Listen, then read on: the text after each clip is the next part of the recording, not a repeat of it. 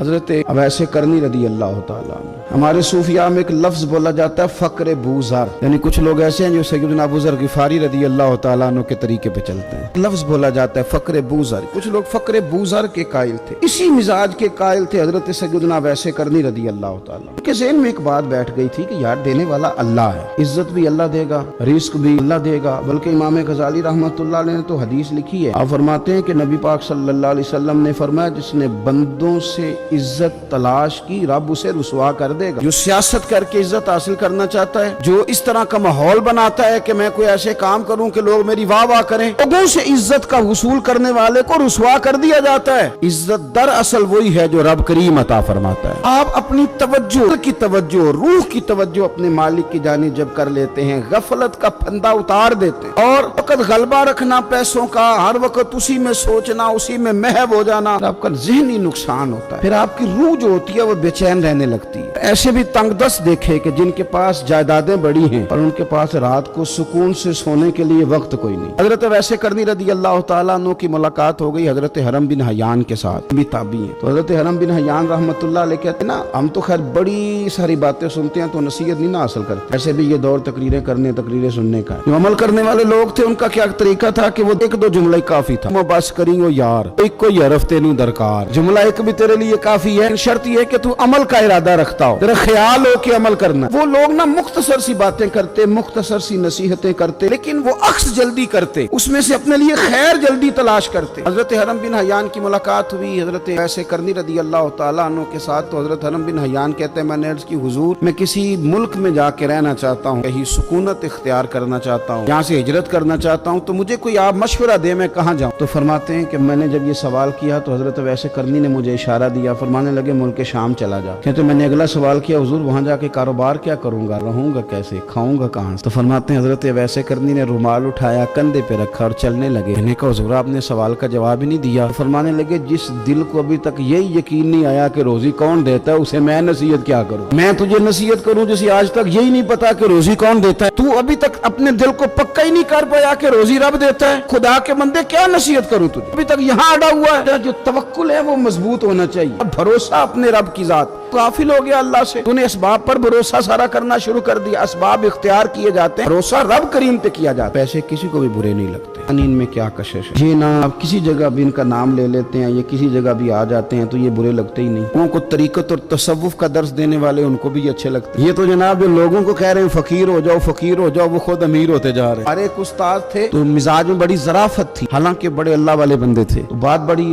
وہ دل لگی کی کیا کرتے تھے۔ تو ایک دن ہم نے پوچھا استاد جی خوشبو کون سی اچھی لگتی ہے؟ کہنے لگے بیٹا جو پیسوں میں سے آتی ہے مجھے بڑی اچھی لگتی ہے، اس لیے کہ ملتے کم ہیں۔ لوگ سمجھتے ہیں کہ غریبی کا ڈر شاید زیادہ ڈر ہے، لیکن کبھی آپ دروازہ رسول پہ جائیں نا، حضور نے تو کوئی اور ڈر بیان کیا ہے۔ حضرت ابو عبیدہ بن جراح رضی اللہ تعالیٰ عنہ بحرین سے نا مال لے کے آئے بہت سارا، حضور نے بھیجا، جزیہ لینے گئے، یہاں مال غنیمت کا کچھ مال تھا، آپ لے کے مسجد میں آئے تو لوگوں کو پتہ چل گیا کہ آج مال آیا ہے، سب کو حصہ ملتا تھا، اس میں سے دریوں کو زیادہ ملتا تھا، باقی لوگوں کو بھی ملتا تھا۔ فجر کی نماز کے بعد لوگ گھروں کو جایا کرتے تھے، لیکن آج پتہ چلا نا مال آیا، تو یہ سیاستہ میں حدیث موجود ہے، سب لوگ مسجد میں بیٹھے رہے۔ حضور علیہ السلام نے فرمایا تمہیں پتہ چل گیا مال آیا؟ عرض کی حضور ہاں۔ فرمایا تمہیں بانٹنے لگے ہیں، دینے لگے ہیں۔ ہم نا غریبی سے ڈرتے ہیں، ہم اپنے بچوں کے لیے دعا کرتے ہیں ان پہ غربت نہ آئے، اپنے بہن بھائیوں کے لیے دعا کرتے ہیں ان پہ غربت نہ آئے، کرنی چاہیے، لیکن ذرا اس حدیث کے مفہوم کو بھی دیکھیے گا۔ نبی پاک صلی اللہ تعالیٰ علیہ وآلہ وسلم نے فرمایا تمہیں دینے لگے ہیں، مال آ گیا ہے، لیکن میرے قریب نے اپنی امت کے لیے جس چیز کا ڈر محسوس کیا وہ کیا ہے، حضور کے دل میں کس چیز کا خدشہ تھا وہ کیا ہے بیان کیا۔ فرمانے لگے لوگوں مجھے تم پر غربت کا ڈر نہیں، یہ ڈر نہیں کہ تم غریب ہو جاؤ گے، بلکہ مجھے تو ڈر ہے کہ تم پر دولت پھیلا دی جائے گی، تم زیادہ مالدار ہو جاؤ گے۔ خوف غریبی کا نہیں، خوف تمہارے مال کا ہے۔ اور حضور فرماتے ہیں کہ پھر تم انہی باتوں میں مبتلا ہو جاؤ گے جن میں پرانی امتیں مبتلا ہوئی۔ جب وہ اللہ کی نافرمانی میں مبتلا ہوئی تھی تو پھر وہ ہلاک کر دی گئی تھی۔ ڈر ہے، جو ڈر ہے، جہاں دولت آتی ہے وہاں سستی بھی آتی ہے، جہاں دولت آتی ہے وہاں معاذ माज़अल्लाह याशी भी आती है। जहाँ दौलत ज्यादा आ जाती है वहाँ फिर लोग हर चीज को दौलत में तोलने लगते हैं। हुजूर ने फरमाया मुझे डर है तुम्हारे दौलतमंद होने का, डर है दौलतमंद होने का। अपने पैसों से डरा करो, अपनी जायदादों से डरा करो, इसलिए कि हुजूर ने फरमाया मुझे डर है। अबू बकर सिद्दीक रज़ी अल्लाह तआला अन्हु तशरीफ फरमा थे। हमारे ना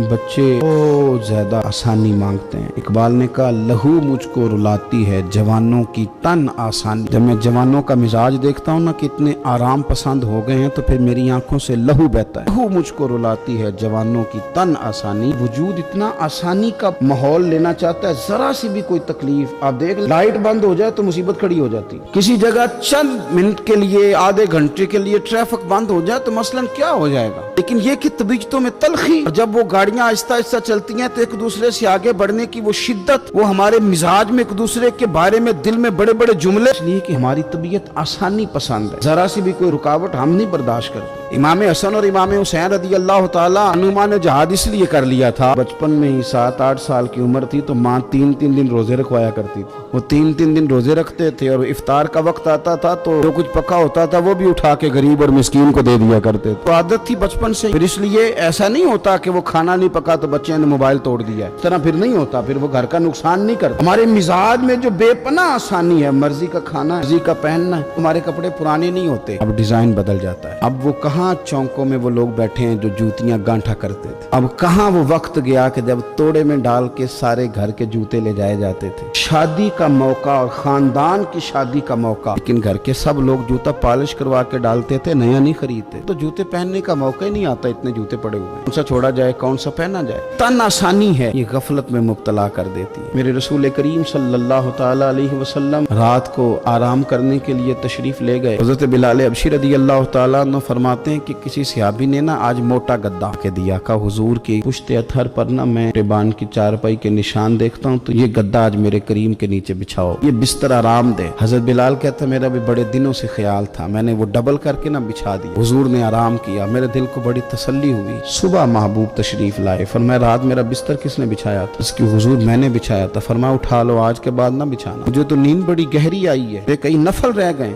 मैं तुम्हारी दुनिया के अंदर आराम करने नहीं आया, मैं तो मुसाफिर हूँ, अपना वक्त बिताने के लिए आया। तुमने ये मेरे लिए नीचे इतना आरामदेह बिस्तर क्यों बिछा दी? हुजूर सैयद आलम सल्लल्लाहु अलैहि वसल्लम के कमर पर मोटे बांध की चारपाई के निशान देकर हजरत उमर जैसा बंदा रो पड़ा जो मिजाजन सख्त मिजाज है। कर्ज की हुजूर ये आपकी क्या कैफियत है? कैसर किसरा अल्लाह के दुश्मन इतनी आसानियों में और आप इस हाल में। हुजूर ने फरमाया उमर तुम ये पसंद नहीं करते कि दुनिया में थोड़ी सी मुश्किल बर्दाश्त करें और आखिरत की सारी इज्जतें अल्लाह हमें ही अता फरमाए। फरमाया मैं कुछ तुम्हारी दुनिया से कुछ हासिल करने नहीं आया, तन आसानी से थोड़ा बचें। गफलत की बुनियादी वजह ये हमने अपनी मर्जी का खाना है, अपनी मर्जी का। बहुत सारी चीजें ऐसी हैं जिनको हम नापसंद करते हैं कि सैयदा आयशा सिद्दीका रज़ी अल्लाह तआला अन्हा फरमाती हैं पक जाता था, करीम ने कभी नहीं फरमाया मुझे नापसंद। तबीयत ना चाहती तो छोड़ देते थे, लेकिन कभी हमने ऐब निकालते नहीं देखा। अन आसानी हमें गाफिल कर रही है। हम सोते ही उस बिस्तर में सवेरे आंख खुलने ही नहीं देता। हमने ओढ़ ही वो वाले बिस्तर लिए हैं, हमने कमरे इस तरह बंद किए हैं कि वहां तो हवा मुश्किल से आती, तो आवाज किसी की कैसे आएगी। आवाजें देते रहे, फजर का वक्त हो गया, वालिद कहते रहे, मुअज्जिन ने रोज अजान पड़ी, क्योंकि हमने कमरा ही बड़ा आरामदेह बनाया था, हमने करीब कोई चीज आने नहीं दी। हजरत अबू बकर सिद्दीक रज़ी अल्लाह तआला अन्हु अमीरुल मोमिनीन है। आपने कभी आसानियां देखी हैं? गवर्नर के घर में, वजीर आला के घर में, वजीरों के घरों में क्या निजाम है, क्या जनाब दुनिया ही अलग है। सेठों नवाबों के यहाँ आप देखें किस तरह का जनाब उनका रहन सहन बिल्कुल दुनिया ही और है। हजरत अबू बकर सिद्दीक अमीरुल मोमिनीन है। प्यास लगी तो पानी मांगा, लोगों ने शहद मिला के पानी पेश किया, पानी मुंह के करीब गया तो जनाब सिद्दीक अकबर के बगैर किसी इख्तियार के छम छम आंसू बहे। इतना रोए कि लोग कहते हमें पता कोई नहीं था बात क्या है। अबू बकर का रोना देख के हमारा भी रोना निकल गया, पता नहीं था हुआ क्या है, वजह से रो रहे ये नहीं पता था। उनको रोते देखा तो हम भी रो पड़े। देर तक वो आहें लेते रहे, सिसकियां भरते रहे, आंसू बहाते रहे, तड़पते रहे, लोटपोट होते रहे। कैफियत हमने देखी। बड़ी देर के बाद वो संभले कि अमीरुल मोमिनीन हमें भी बतलाइए इतने आंसू। जनाब सिद्दीक अकबर रज़ी अल्लाह तआला अन्हु फरमाने लगे मैं ना एक दिन हुजूर की बारगाह में हाजिर था, तो नबी करीम अलैहिस्सलाम किसी चीज को फरमा रहे थे, हट जा मुझसे दूर हो जा, मुझसे दूर हो जा, मुझसे दूर हो जा। तो फरमाते हैं मैंने बाद में अर्ज की हुजूर आप किस किस चीज को हटा रहे? हुजूर फरमाने लगे मेरे पास दुनिया आई थी। तो मैंने उसे कहा तो मुझसे दूर हो जा, मेरे करीब ना हो जा।